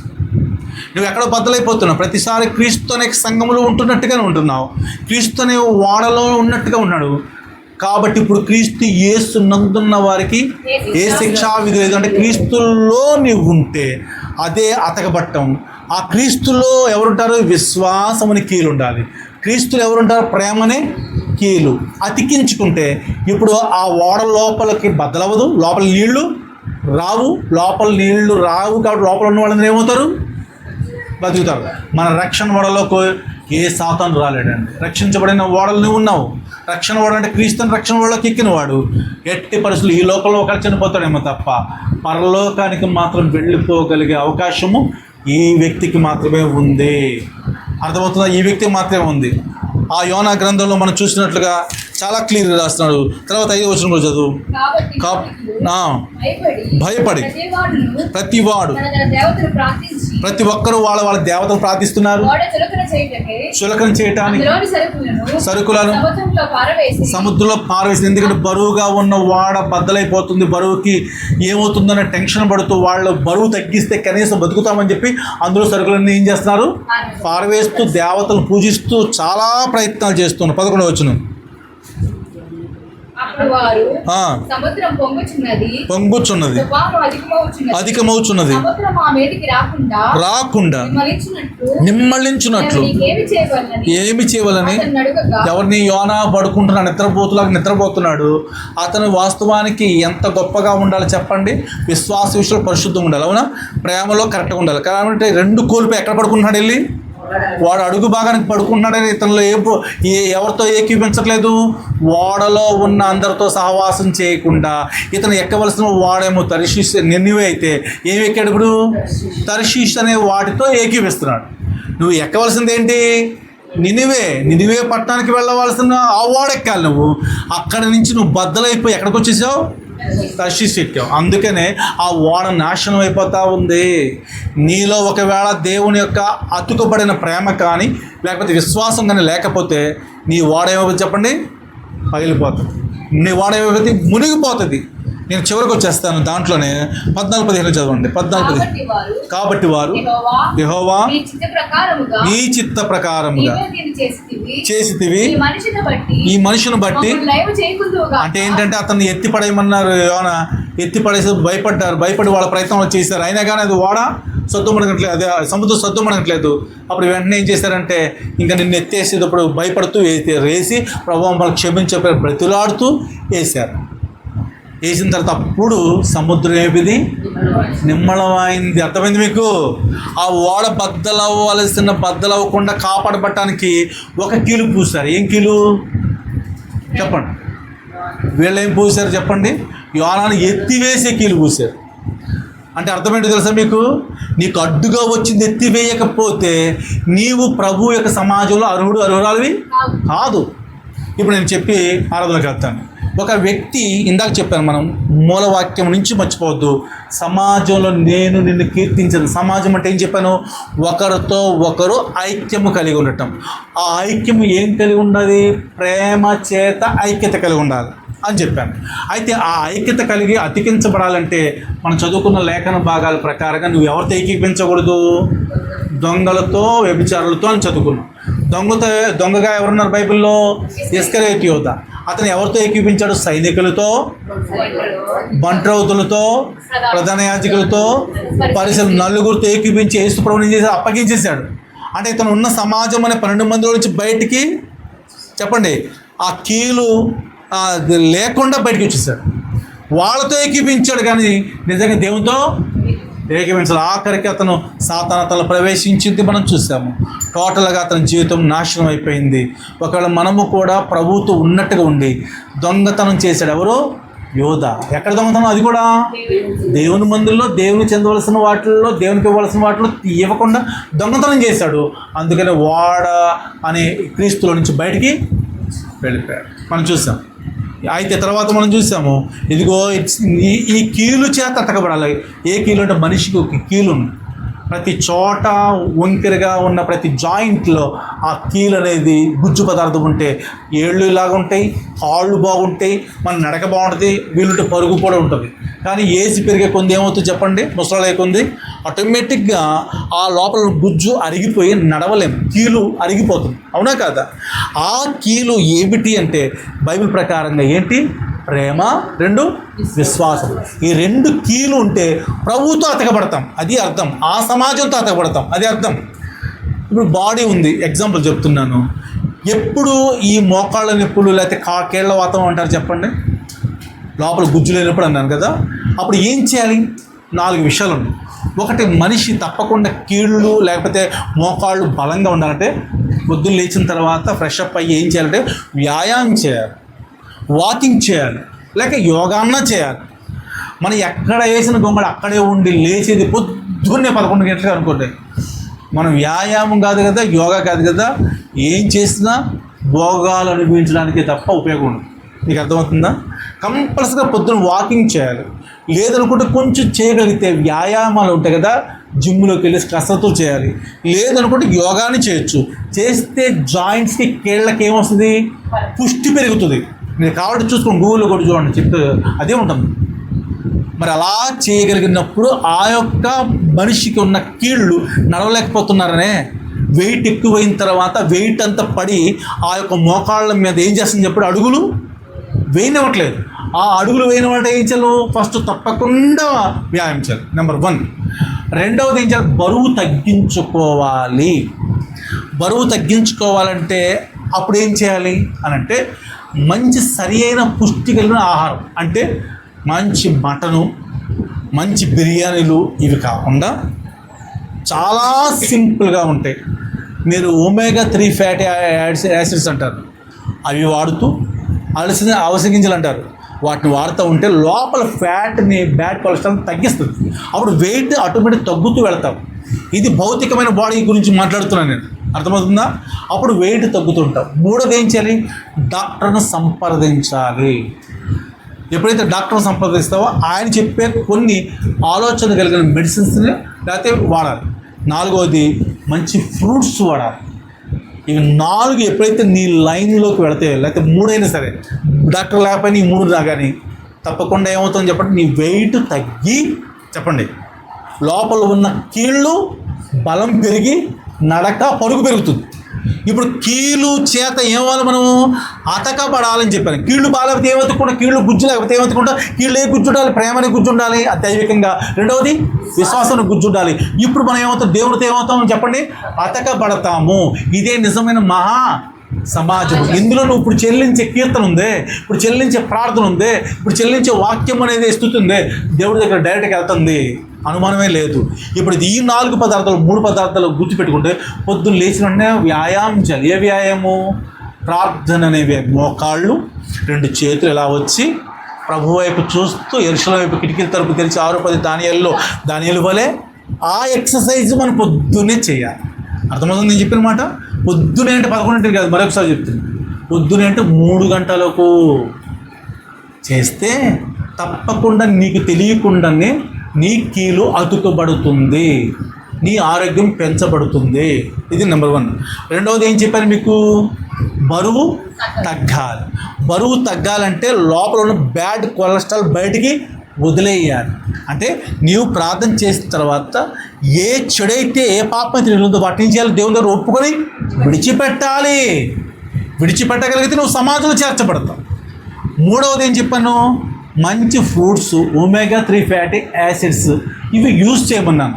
అంటే అర్థం ఏంటంటే లోపల నీకు మంచి పుష్టి పెరగాలి అంటే వాక్యం అనే ఆహారము పర్ఫెక్ట్గా తీసుకోవాలి. అంటే నువ్వు పర్సనల్గా కాకుండా డైలీ నేను చెప్తున్న సంఘంలో అవి 3 పాటించు సంవత్సరాల తరబడి. కొంతమంది ఏంటంటే అలాగే చెప్తారు, పాటించట్లేదు నాకు తెలుసు, లెక్క చేయట్లేదు, ఎందుకు లెక్క చేయట్లేదో కూడా నాకు తెలియదు. కానీ అలాగ చేసి నువ్వు వస్తూ ఉంటే ఇప్పుడు నువ్వేం చేసేది వస్తా, ఆత్మీయమైన బలం పెరుగుతూ భౌతికమైన ఈ లోకపు బరువును తగ్గావు. కాబట్టి ఇప్పుడు నువ్వేం అతికించుకున్నావు? కీలు అతికించుకున్నావు. ప్రేమనే కీలు అతికించుకున్నావు. విశ్వాసం అనే కీలు అతికించుకున్నావు. ఇప్పుడు మూలవాక్యం చదువుకుందాం. చదవండి 22-25 కీర్తనలు. మహాసమాజంలో అది ఇప్పుడు అతకబడితే నువ్వు సమాజంలో చేర్చబడ్డావు. ఇప్పుడు నువ్వు ఏ కీర్తన పాడతావు పాడు, ప్రభు దగ్గర తప్పకుండా అది చేర్చబడుతుంది. ఎందుకు చేర్చబడుతుంది తెలుసా? ఎందుకు చేర్చబడుతుంది చెప్పండి? ఎందుకు చేర్చబడుతుంది? ఆ కీలు పూసాం కాబట్టి. నువ్వు ఆల్రెడీ బయట ఉన్నావు. ఏ బయట? భౌతికమైన బయట కాదు, ఇక్కడే ఉండి యోధావళి బయట ఉన్నావు మనసంతా. అందుకని మరలా యోధ వెళ్ళిన మధ్య వచ్చినట్టుగా నువ్వు మరలా ఎంటర్ అయిపోతే దేవుడు ఈ రోజు నుంచి నిన్ను సమాజంలో చేర్చుకున్నాడు. ఈ సమాజంలో నీకు దేవుడు పూసిన కీలును బట్టి నువ్వు ఆయనతో అతకబడుతున్నావు. అతకబడిన తర్వాత ఇప్పుడు సమాజంలో ఉన్నావు కదా, ఈ తర్వాత నెక్స్ట్ స్టెప్ ఎక్కడికి వెళ్తావు చెప్పండి? పరలోక రాజ్యంలో ఆయనతో పాటు ఎత్తబడే ఐక్యత కలిగి ఉంటావు. అంటే ఐక్యత కలిగిన సమాజంలో ఈరోజు మనం దేవుని స్తుతించుదుము గాక. మరొకసారి మనము మూలవాక్యము క్యాలెండర్ల వాక్యము కీర్తనలు 22వ కీర్తన అందరం కలిసి 25వ చరణాన్ని మీరు బిగ్గరగా నాతో పాటు చదవలసింది కోరుతున్నాను. కీర్తనలు 22-25వ కీర్తన మనం బిగ్గరగా చదువుదాం.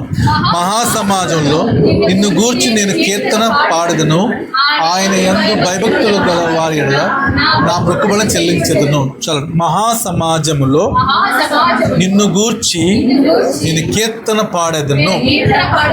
అది మహాసమాజములో అనే మాటలో ఇప్పుడు వరకు చాలా విషయాలు చెప్పారు, నేను వివరించను. కానీ సమాజం అంటే ఒక పర్సన్ కాదు, ఒక వ్యక్తి మరో వ్యక్తితో కలయిక ఐక్యత వలన ఏర్పడే గుంపుని ఏమంటారు?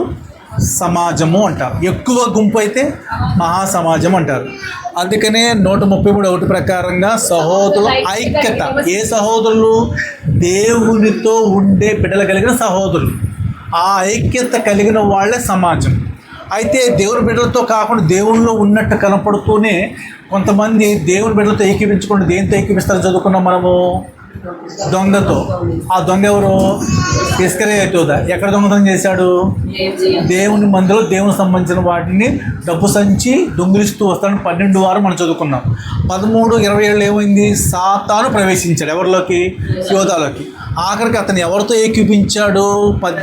18-3 మనం చదువుకున్నాం కదా యోహాను. ఏం చదువుకున్నాం?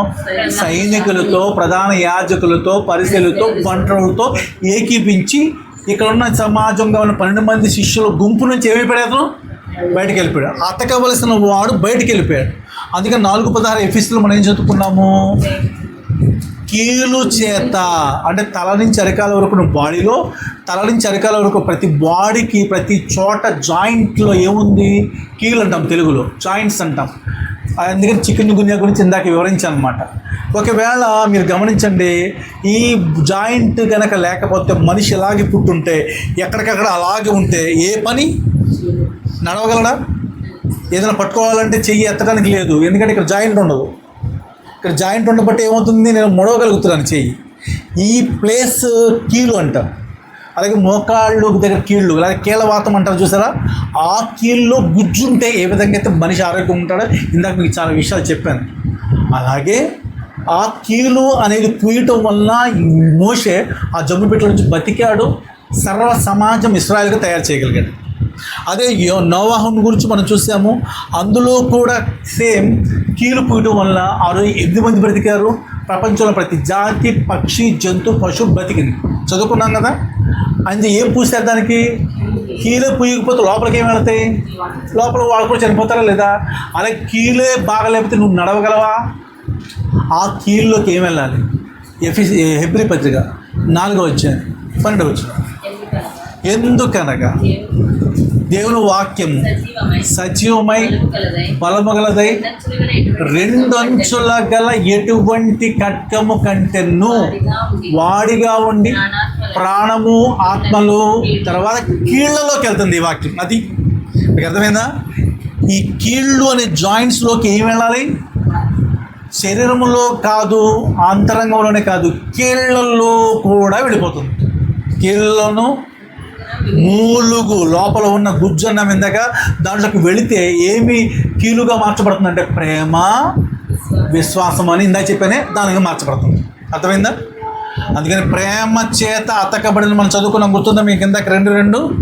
ఆ విధంగా ప్రేమ ఉండాలి. ఏ ప్రేమ? దేవుని ప్రేమ చేత అతకబడటం. ఆ ప్రేమ కోల్పోయాడు ఎవరు? యోధ. ఎవరు వచ్చారు ఆ ప్రేమతో?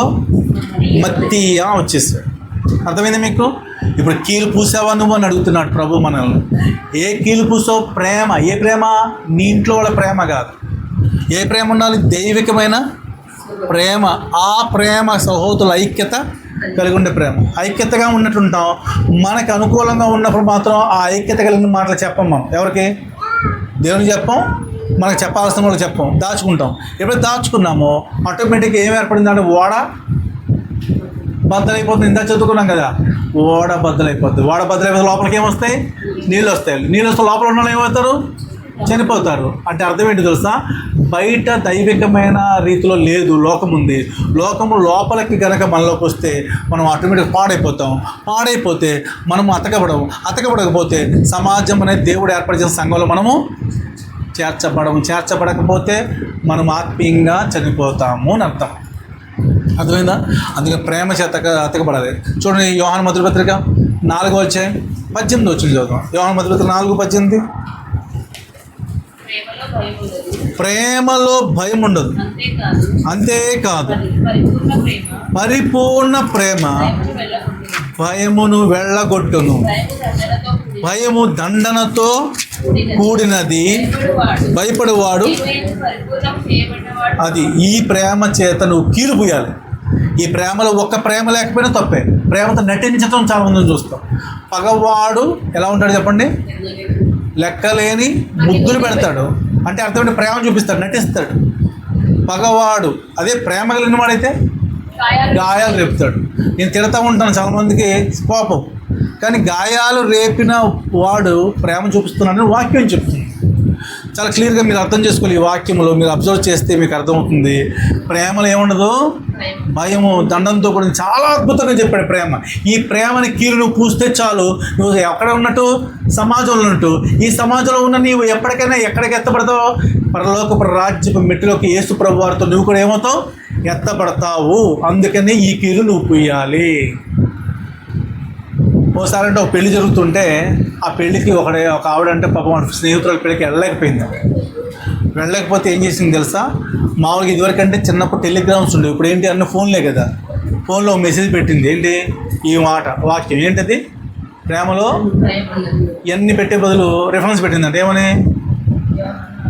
అక్కడ ఏముంది? యోహాను మొదటి పత్రిక 4:18 ఉంది కదా. ఆ స్పీడ్లో మొదటి పత్రిక ఉన్న 1 తీసేసి 4:18 పెట్టిందంట. అందులో ఏముంది? అక్కడ ఏముంది చెప్పండి? నీకు 5 పెనిమిట్లు ఉండరి. ఇప్పుడు వాళ్ళ ఆయన చూశాడు, ఏమంటాడు? కొంత షార్ట్ కట్లు పెడతాం అనుకుంటే సరదా చెప్తున్నాను.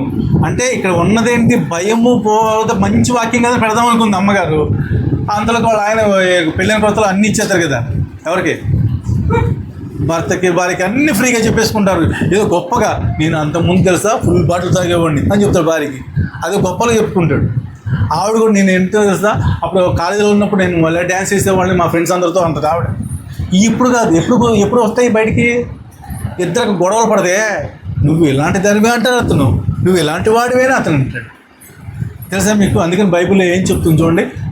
మీకా గ్రంథము 7వ అధ్యాయం 5వ వచనం చదవండి. స్నేహితుని యందు నమ్మిక ఉంచవద్దు, ముఖ్య స్నేహితుని నమ్ముకొనవద్దు. నీ కౌగిటిలో పండుకొని ఉన్న దాని ఎదుట ఏం పెట్టాలంట? కౌగిట్లో పండుకున్నది భార్యగా. అక్కడ పెదవులకి ద్వారానికి అంటే నోటికి జాగ్రత్తగా ఉంచుకో. నువ్వు గొప్ప కోసం చెప్పాను మీ ఆయనకి, ఒకరోజు వచ్చినప్పుడు గట్టిగా పట్టుకుంటాడు. అర్థమైందా? అంటే పట్టుకుంటాడు కాదు, ఆవిడ దగ్గర జాగ్రత్తగా ఉండాలి. లేకపోతే ఈరోజు అందరూ పీక పట్టుకొని భర్తలను ఈడ్చుకుని వెళ్తానే ఉంటారు ఎక్కడ చూసినా కానీ. భర్తలను కంట్రోల్ చేసేది మ్యాక్సిమం భార్యలు ఎక్కువ. ఎక్కడైనా చూడలేదు. ఇప్పుడు రీసెర్చ్ చేస్తే పరిశోధనలో కూడా మ్యాక్సిమం ఎవరు అండర్లో ఉంటున్నారు? ఆ భర్తలు. అందరూ అని చెప్పట్లేదండి, మళ్ళా మ్యాక్సిమం ఉంటున్నారు. మారిపోయారు, పూర్తిగా మారిపోయారు. ప్రేమలు లేవు, అన్నీ పోయినాయి, దూరం అయిపోయినాయి. తెలుసా మీకు? అలాగే ఇక్కడ నీ కౌగిటిలో పండుకుని ఉన్న భార్య ఎదుట నీ పెదవుల ద్వారానికి ఏం చేయాలి? కాపు జాగ్రత్తగా ఉంది. ఇష్టం వచ్చి గొప్ప కోసం చెప్పిన తర్వాత సందర్భం చూసినప్పుడు గట్టిగా డైలాగులు పడతానే ఉంటాయి. అర్థమైందా? పడితేనే ఉంటాయి. చూడండి, ఒక మాట చదివిస్తాను. రోమపత్రికలో 12వ అధ్యాయం. నువ్వు ప్రేమించే తత్వం 2వది ఏంటంటే, 2వ పాయింట్ చెప్తున్నాను. ఇందాకేం చేయాలి? మనము ఐక్యత కలిగి ఉండటం అంటే అందులో కీలంటిస్తే మాత్రమే దేవుని సమాజంలో చేర్చబడతాం. ఇదే సమాజంలో ఇంకొక పాయింట్ ఏంటంటే చూడండి, రోమపత్రిక 12వ అధ్యాయం 20-21 వచ్చిన. కాబట్టి మీ శత్రువు ఆకలిగని ఉంటే ఏం పెట్టాలి? అంటే సేవ చేయాలి, సహాయం చేయాలని అర్థం. శత్రువు, అది కూడా శత్రువు అన్నాడు, మామూలుగా వాళ్ళు కాదు. మనం ఏంటంటే మన వాళ్ళు పెట్టిన వాళ్ళకే మళ్ళీ వాళ్ళు మొన్న పెట్టారు కాబట్టి మనం ఈరోజు అదే గిన్నెలో అదే కొలత వేయాలి. ఒకసారి పక్కన మంచి కూర స్మెల్ వస్తుంటే, చికెన్ కూర, వదిన నువ్వేముండవు నాకు పెట్టవంటే, అబ్బాయి ఈరోజు చారు కాసేనే అందాను. ఆవిడ ఇంకా తెలుగు ఆ చారు కాకేందని, చారు కాయలేదు. దొంగలు దొరికేస్తుంటారు అనమాట చిన్న ఇదిలో. అక్కడ చాలా క్లియర్. శత్రువుకి ఏం చేయాలంటే, ఆకలి కొని అంటే భోజనం పెట్టు. అది పెళ్ళిళ్ళు కూడా చూస్తూ ఉంటాం. ఆ పెళ్ళికి కట్నాలు అంటారు వాటిని. అప్పుడు కరెక్ట్గా పుస్తకం అంటూ ఉంటారు. ఏంట్రా పుస్తకం అంటే, అప్పుడు ఎప్పుడో పెట్టి ఆవిడ ఎంత పెట్టింది 100, ఇప్పుడు కొత్త రేటు పెరిగింది కాబట్టి ఇంకొక 100 వేద్దాం, ఆ టైప్ అనమాట. ఇప్పుడు అలా అనుకుంటే మా అమ్మ అయితే చిన్నప్పుడు నరసరావుపేటలో ఎంత మందికి పెట్టిందో చెప్పలేను. అసలు ఆ థాట్సే ఉండకూడదు, క్రైస్తవులకే అసలు ఉండకూడదు. మొన్న పెట్టాం కాబట్టి నెక్స్ట్ ఏం పెట్టాలి చదువు అసలు వద్దు. అది ప్రేమ చేత పెట్టుకోవాలి. అర్థమైందా? అది ఆ టాపిక్ కాదు మంది. ఆకలి కొని ఉంటే ఏం చేయమన్నాడు చెప్పండి? భోజనం. తర్వాత దాహమిమ్ము, జాగ్రత్తగా ఉండండి. అలాగూ చేయటం వలన ఎవరి మీద? డైరెక్ట్ తల మీద నిప్పులు వేయట్లా. నువ్వు నిన్ను ఏదో చేద్దాం అనుకుంటే నువ్వు ప్రేమకు వాళ్ళకి పిచ్చెక్కిపోయి కాలిపోతున్నారు. అయ్యో అనవసరంగా వీళ్ళని ఇలాగన్నానని చెప్పి తట్టుకోలేనంత అవతల వాళ్ళకి నువ్వు చూపించే ఆ యొక్క క్షమ వాళ్ళ మీద తల మీద ఏం పోసినట్టు? నువ్వు ఎవరిని ప్రేమించో వాళ్ళని ప్రేమిస్తున్నావు, ఎవరిని ద్వేషిస్తావు వాళ్ళని ద్వేషిస్తున్నావు. అలా చేయొద్దు. కాబట్టి ఇది గుర్తుపెట్టుకో, చాలా క్లియర్గా దేవుడు మాట్లాడుతున్నాడు. 21 వచనం చదువుకుందాం కింద. అది మేలు చేత కీడును జయిస్తే, ఇలాంటి క్షమించే జీవితం ఉంటే నువ్వు ఒకరితో ఒకరు ఏమవుతావు? శత్రువు ఏమవుతాడు? ఇప్పుడు మిత్రుడు అవుతాడు. ఇప్పుడు సమాజం ఏర్పడింది. అర్థమైందా? ఇందాక సమాజం కీడు పూస్తే ఆ కీలు అంటే ఏ కీలు అని చెప్పాను? ప్రేమ అనే కీలు. ఏ కీలు అని చెప్పాను? విశ్వాసం అనే కీలు. అక్కడ కీలేంటి? ఓడకి ఆ నల్లగా ఉన్న తారు అనే కీలు, అది వాళ్ళని బతికించింది. ఈరోజు ఈ వాక్యంలో ఉన్న ప్రేమ విశ్వాసం అనే కీలు నువ్వు పూసుకోగలిగితే నీకు దేవునికి సంబంధం ఏర్పడి తప్పకుండా నువ్వు కూడా పరలోక రాజ్యం వెళ్ళే వరకు ఆత్మీయంగా బతికించబడుతూనే ఉంటాం. అర్థమవుతుందా మీకు? అలాగే మనిషి కూడా బతికించబడాలి అంటే కీళ్ళు అరిగిపోకూడదు. ఆ కీళ్ళలో ఉన్న గుజ్జు ఎలాగ అరిగిపోకుండా ఉండాలో దానికి 4 పాయింట్లు మీకు ఇందాక చెప్పేశాను భౌతికంగా. అదే 4 పాయింట్లు ఆత్మీయంగా కూడా చెప్పేశాను. ఆ విధంగా మనం ఉండాలని కోరుతున్నాను. తర్వాత ఇందులో నేను ముగిస్తాను, ఇంకా చాలా జాగ్రత్తగా గమనిద్దాము. ఇదే 12వ అధ్యాయం మొదటి వచనం చివరి భాగం చదువుదాం. మొదటి వచనం చివరి భాగం. ఇట్టి సేవ మీకు యుక్తమైనది. ఎట్టి సేవ? ఒకరితో ఒకరు సహాయం చేసుకునేది, వాళ్ళ శత్రువు అయినప్పటికీ కూడా వాళ్ళకి హెల్ప్ చేసేది. ఇలాంటి సేవ మనకేంటి చెప్పండి? యుక్తమైనది. నువ్వు ఎప్పుడు కూడా మర్చిపోవద్దని చెప్తున్నాడు దేవుడు. నీవు తప్పకుండా కీలిపోయి రెండవ సహాయము లేక సేవ చేయి. తప్పకుండా ఈ సమాజంగా ఏర్పడు. ఈ సమాజంలో ఉన్న నువ్వు చేసే ప్రార్థన లేకపోతే నువ్వు చేసే మొర్ర ఈ నలుగురుంటే చాలు. అందుకని రాస్తాడు చూడండి. ఇంకో మాట మీకు జ్ఞాపకం చేస్తాను. ఈ సమాజం అంటే ఎక్కడ చూడండి. మత్తయి సువార్త 18:20 చదవండి. మత్తయి సువార్త 18:20 పెద్దగా. ఏలయనగా ఇద్దరు ముగ్గురు నా నామమున ఎక్కడ కూడి ఉందిరో ఎక్కడ ఉంటాడు చెప్పండి. అంటే ఇద్దరు ముగ్గురు అంటే ఏంటిది? ఒక సమాజం. ఇద్దరు ముగ్గురు ఎవరు? సహోదరులు, ఐక్యత కలిగిన వాళ్ళు. ఇద్దరు ముగ్గురులో ఎవరు ఉండకూడదు? యోధాల అంటే దొంగ ఉండకూడదు. ఈ అయితే ఇద్దరు ముగ్గురు ఎవరు ఉండకూడదు? లోకస్తుడు ఉండకూడదు. ఆ ఇద్దరు ముగ్గురే సమాజము. అందులో నుంచి వెళ్ళే ప్రార్థన దేవుడు అన్నాడు కదా, ఎక్కడైతే నా నామమున్న ఇద్దరు ముగ్గురు కూడుంటారో అక్కడ నేను ఉంటాను అన్నాడు. అంటే ఎక్కడ ఉంటాడైనా? 82వ కీర్తన మొదటి చరణం. 82వ కీర్తన మొదటి చరణం. దేవుని సమాజంలో ఎక్కడున్నాడు చెప్పండి ఆయన? సమాజం అంటే ఏం చెప్పాను? ఎక్కడైతే ఇద్దరు ముగ్గురు నా నామం ఉంటారో అదే ఏంటి? సమాజము. అక్కడ ఎవరు ఉంటారు? దేవుడు ఉంటాడని క్లియర్గా రాసేసాడు చూడండి. దేవుడు ఉండేది ఆ సమాజంలో ఎవరు ఉంటారు తెలుసా? ఆ తర్వాత అది కంటిన్యూ చేయండి. ఎక్కడ ఉంటాడంట? దైవముల మధ్య. దైవముల మధ్య అంటే ఏంటి? మరలా దైవములు అంటే ఏంటి? ఆలోచన కింద ఆలోచన. మీరు దైవములు. ఇప్పుడు చెప్పండి, ఎక్కడైతే నా నామని ఇద్దరు ముగ్గురు కూడి ఉంటారు వాళ్ళు ఎవరు దేవుని దృష్టికి? ఆయన ఎంత హెచ్చు చేస్తాడు చూడండి. కీలు ఎప్పుడైతే పూయబడ్డదో ప్రేమ విశ్వాసము, ఆటోమేటిక్గా నీవు దైవములోకి మారిపోతున్నావు. నీవు దేవుని కుమారత్వంలోకి వెళ్ళిపోతున్నావు. ఒకవేళ 80 సంవత్సరాలు వచ్చిన తర్వాత ఈ లోకం మరణించిన నువ్వు భయపడక్కర్లా. ఎందుకంటే దేవుని రాకడలో వచ్చిన ఆయనతో నువ్వేమవుతావు? మొట్టమొదటి క్రీస్తునందు మృతులందరూ వారు మొదట లేచి ఆయనతో ఐక్యమవుతారు. అది అక్కడ పెద్ద సమాజం, పరలోకపు సమాజం అక్కడ ఏర్పడుతుంది. అర్థమైందా? నీ సమాజంలో నువ్వు ఉన్నావా అంటే ఉన్నావు, కానీ నువ్వు ఎవరితో ఉన్నావు? బయటికి వెళ్తే మళ్ళీ పాపంలో ఉన్నావు. అవునా? ఇప్పుడు ఇద్దరు ముగ్గురు కూడి ఉన్న చోట ఎవరికి లేని సమాధానాలు లేవు. మీకు చదవక్కర్లేదు. కానీ లోకాసువార్త 15వ అధ్యాయంలోకి వచ్చేసరికల్లా ఒక సబ్జెక్ట్ ఉంది. అందులో ఒక చిన్నవాడు ఏం చేశాడు? తండ్రిని నాకు ఆస్తి ఇస్తావా సస్తావా అని బెదిరించి మరీ వెళ్ళిపోయి వేశ్యల చేత దుర్వ్యాపారం చేసి పాడు చేశాడు. పోనీ కదా అని చెప్పి తిరిగి వచ్చాడు. వచ్చిన తర్వాత అక్కడ వాయిద్యాలు వాయించటం, ఆ బ్యాండ్ మేళాలు చూసి పొలం నుంచి వచ్చిన అన్నయ్య ఏం జరుగుతుందని పనివాడిని పిలిస్తే మీ తమ్ముడు వచ్చాడు అన్న తర్వాత వెంటనే ఎగిరిగంతేసాడు అన్నట్టుగా అనుకుంటాం. కానీ ఏం చేశాడు? కోప్పడ్డాడు. ఏంటి మా తమ్ముడు వస్తే ఇంత ఫంక్షన్ చేయటం ఏంటి? ఏనాడు మన అన్న నాకు చేయలేదు. ఎవరు ఇప్పుడు తప్పిపోయింది? ఎవరు? కీలు అతికించుకొని వచ్చింది ఎవరు? చిన్నవాడు. కీలు వదిలిపోయింది ఎవరికి? కీలు వదిలిపోతే మనం ఎలా కుంటుతామో, పెద్దవాడు బయటికి చూడటానికి ఇంట్లోనే ఉన్నాడు. మనం కూడా చర్చిలోనే ఉంటాం, దైవంలో ఉంటాం, క్రైస్తవుల పేరే ఉంటుంది. కానీ ఎక్కడో ఏదో కీలు వదిలింది. కీళ్లలోకి ఏమి వెళ్ళాలో హెబ్రీ 4:12 అందుకే చదివించాను. దేవుని వాక్యము ఎక్కడ? కీళ్లలోను మూలుగులోకి వెళితే అప్పుడు నువ్వు బలం పొందుతావు, అప్పుడు పరుగు ఉంటుంది, అప్పుడు ఆత్మీయత పెరుగుతుంది అని అర్థం. అర్థమైంది మీకు? ఇప్పుడు చాలా క్లియర్గా మనకు అర్థమవుతుంది. ఇంకా చాలా విషయాలు నేను చెప్పట్లేదు. అదే లోకాసువార్త 10వ అధ్యాయంలో కూడా మనకు ఒకళ్ళు ఉంటారు. ఎవరు తెలుసా? ఇద్దరు.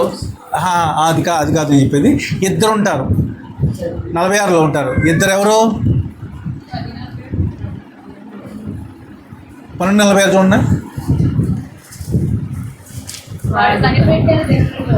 కాదు 10:46 లేదా 40. మార్త. ఇప్పుడు అక్క చెల్లి ఇద్దరు ఉన్నారు. ఎవరో వాళ్ళిద్దరు? మరియా, మార్త. మార్తమ్మ యేసు ప్రవచన ఆనందంతో ఉండి ఏముండడానికి వెళ్ళింది లోపలికి? వంట చేసి బిర్యానీ, దమ్ బిర్యానీ, లేకపోతే ఇంకా అనేక రకాల ప్లాన్ చేస్తుంది ఆవిడ. చేస్తూ ఉండటమే కాకుండా ఫోన్లో యేసు ప్రభు వారు పరిచయం చేస్తుంది అనుకుంటాను లేకుండా ఏం చేసింది? వచ్చి, ఏమయ్యా నేను నా నుంచి నీ కోసం బిర్యానీ వండుతుంటే మా సిస్టర్ అక్కడ ఉంది. ఎవరు? మరియమ్మ. ఆవిడ కనీసం బుద్ధి లేకుండా అలా కూర్చుంటే నువ్వేంటే పంపించవచ్చు కదా అని ఎవరు అడుగుతుంది? అప్పుడు యేసు ప్రభు, అమ్మ నువ్వే వెళ్ళొచ్చు కదా, మరి చికెన్ బిర్యానీ అంటే మరి ఎంత పని ఉంటుంది, మటన్ దమ్ముంటే ఎలా పని ఉంటుంది అని అలా యేసు ప్రభు ఏమన్నాడు? మరియ ఉత్తమమైన దాన్ని ఆవిడ కీలు పూసేసింది. నువ్వేం చేసావు? కీలు తీసుకున్నావు, నీ ఓడ బద్దలైపోయింది. పెద్ద కుమారుడు ఓడ బద్దలైంది, మార్త ఓడ బద్దలైపోయింది, కీలు దూరం అయిపోయింది. కీలు పూస్తేనే ప్రభువు దగ్గర ఉంటాం. ఆ కీలులో ప్రేమ ఉంది, ఆ కీలులో విశ్వాసం ఉంది. మరి నీ కీలు నువ్వు పూసావు ఈరోజు? ఇంకా చాలా విషయాలు నేను ముగిస్తున్నాను. ఈరోజు నువ్వు కీలు పూసుకో. ఏ కీలు పూయాలో నల్లగా ఉంటుంది. మీ కీలు అంటే తెలుసు. సంస్కృతి వెళ్ళిన తర్వాత చిన్న పడవలు ఉంటాయి, పడవలకి నల్లగా ఉంటుంది తారులాగా. అది తారే నా తెలుసు దాదాపుగా. అది మీరు కనుక ఒక్కసారి మండించిన తర్వాత ఆ ద్రావకం అంటించిన తర్వాత మరలా తీయాలంటే ఎవరి వల్ల కాదు, రోడ్డు మీద వేస్తారు కదా తారు, అది ఎవరి వల్ల కాదు. అలాగే ఆ కీలు పూసినందువలన ఓడలోకి ఒక చుక్క నీళ్లు వెళ్లకుండా బతికించినట్లుగా, ఆ దమ్ము పిట్లో కూడా ఒక చుక్క నీళ్లు వెళ్లకుండా మోషన్ బతికించినట్లుగా, ఈరోజు కీలుల ప్రేమ కృప, దేవుని కృప కలిగిన ప్రేమ లేకపోతే ఆ విశ్వాసం కనుక నీలో కరెక్ట్గా ఉంటే సమపాలలో నువ్వు దేవుని బిడ్డలతోనే ఉండే సమాజంలో నుంచి ఏ ప్రార్థన చేసినా, ఏ వాక్యము చదివినా, ఏ పరిశుద్ధతలో ఉన్నా అది దేవునితో వెళ్తావు. నువ్వేంటంటే దేవునితో సంబంధం లేకుండా ఇక్కడే ఉంటావు. ఎవరితో సంబంధం పెట్టుకున్నాడు? యోధా సైనికులతో, బంటరులతో పెట్టుకున్నట్టు ఉన్నాడు. మనం ఇక్కడే ఉంటాం, లోకస్తులతో సంబంధాలు పెట్టుకుంటాం. అది చంపకపోతే నీ కీలు ఊడినట్లే. నీ కీలు ఊడితే నీ నడక భౌతికంగా బాగుంటుంది, కానీ ఆత్మీయ నడక నీకు లేనట్టే. ఆత్మీయతలో కుంటితనం ఏర్పడుతుంది. ఆత్మీయతలో కుంటితనం ఏర్పడితే పరలోక రాజ్యంలో, ఎందుకంటే ఒక కన్ను చెడిపోతే కన్ను పీకే పాపం చేస్తే అంటాడు ప్రభు. అంటే ఒక కన్నుతో నువ్వు ఎక్కడికి వెళ్తావు అంటే ఏంటి? ఇక్కడ గుడ్డితనం అవసరం లేదు, కుంటితనం అవసరం లేదు. ఆత్మీయంగా మాత్రమే అంతరంగపు కళ్ళు బాగుండాలి, ఆత్మీయంగా మాత్రమే అంతరంగపు నడక బాగుండాలి, ఆత్మీయంగా మాత్రమే అంతరంగపు క్రియలు బాగుండాలి. అప్పుడే మనము ఒక గొప్ప సమాజంగా రేపు ఆ రాకడలో ఎత్తబడతాం. ఆహాయా బూరా ఎప్పుడు ధ్వనించునో, ఆహా నా ఆశ ఎప్పుడు తీరుతుందో, ఆహాయా బూరా ఎప్పుడు ధ్వనించునో, ఆహా నా ఆశ ఎప్పుడు తీరుతుందో. తండ్రి నా కన్నిటిని తుడుచు ఎప్పుడో, తండ్రి నా కన్నిటిని ఆశతో వేచి ఉండే నా హృదయం, ఆశతో వేచి ఉండే నా హృదయం. ప్రియా యేసురాజు చిన్నతలు మహిమలోనే ఆయనతో ఉంటే చాలు. నిత్యమైన మోక్షంలో చేరి భక్తులకు కూడా చాలు. నిత్యమైన మోక్షంలో చేరి భక్తులకు కూడా. కాబట్టి ఆ విధంగా ఎత్తబడగలిగే ఆ యొక్క ప్రేమ, విశ్వాసం అనే కీలు నీకుంటే నువ్వు అర్హత అక్కడ కలిగి ఉంటావు. ఎక్కడ? ఆ శరీరంలోనికి, ఆ రక్తంలోనికి. అది ఆయన అతకబట్టం కోసం ఏం చేశాడు చెప్పండి? తండ్రి ఇందా చదివించాను మీకు. తండ్రి స్థానాన్ని వదిలి ఈ లోకంలోకి వచ్చి మన కోసం తన శిలువ యాగం అయ్యి ఆ శరీరాన్ని మనకిచ్చి మనల్ని అందరినీ కూడా తనలో ఐక్యపరచుకొని పరలో తీసుకెళ్ళి సిద్ధపడుతున్నాడు. జాగ్రత్తతో పరలోకి పాల్పొందాం. అటు కృప దేవుడు మన అందరికీ అనుగ్రహించును గాక. ఆమేన్.